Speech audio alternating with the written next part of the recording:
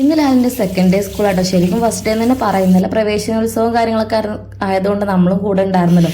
അപ്പോൾ ഇന്നാണ് അവൻ ഒറ്റയ്ക്ക് പോയി നിൽക്കുന്നത് കേട്ടോ. അപ്പോൾ എന്താവുമെന്നൊന്നും അറിയില്ല. എന്തായാലും നമ്മൾ കൂടെ രാവിലെ പോകുന്നുണ്ട്, കുറച്ച് നേരമൊക്കെ നിന്നിട്ട് പോരാന്നാണ് വിചാരിക്കണത്.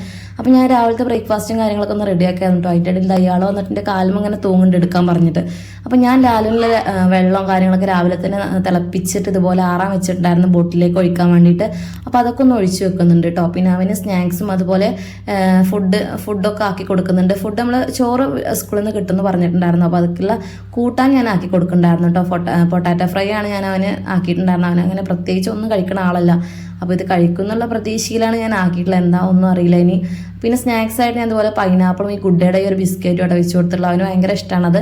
അപ്പോൾ അത് രണ്ടൊന്നും ആക്കി കൊടുക്കുന്നുണ്ട്. അപ്പോൾ അവൻ്റെ ലഞ്ച് ബോക്സും അതുപോലെ സ്നാക്സ് ബോക്സും ഒക്കെ ഇതാണ്. അപ്പോൾ അതൊക്കെ ഇനി ഒന്ന് ബാഗിലേക്കൊന്ന് ആക്കി കൊടുക്കണം കേട്ടോ.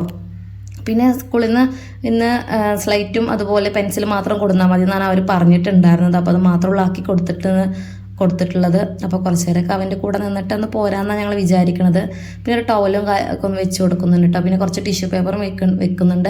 എന്തെങ്കിലും ആവശ്യം വന്നാൽ എടുക്കാമല്ലോ വിചാരിച്ചിട്ട്. ഇതൊക്കെ അവൻ കാണുമെന്ന് തന്നെ അറിയില്ല, എന്നാലും ഞാനതൊക്കെ വെച്ചിട്ടുണ്ട്. പിന്നെ അതുപോലെ സ്ലൈറ്റ് കൊടുക്കുക, ഒരു വെറ്റ് വൈപ്സും അതുപോലെ പെൻസിലൊക്കെ വെച്ച് കൊടുത്തിട്ടുണ്ട് കേട്ടോ. അപ്പോൾ ഇത്രയുള്ള അവൻ്റെ കാര്യങ്ങളൊക്കെ. പിന്നെ അവന് ഇവിടെ ഉണ്ടായിരുന്നില്ല, അവന് ഹസ്ബൻഡിൻ്റെ വീട്ടിലായിരുന്നു കേട്ടോ. അപ്പോൾ അവിടെ പോയിട്ട് ഞാൻ രാവിലെ കൊണ്ട് പിക്ക് ചെയ്യണം. എന്നിട്ട് അവിടെ നിന്ന് ഡ്രസ്സൊക്കെ ഒന്ന് ചേഞ്ച് ചെയ്തിട്ടാണ് ഞങ്ങൾ സ്കൂളിലേക്ക് പോയത്.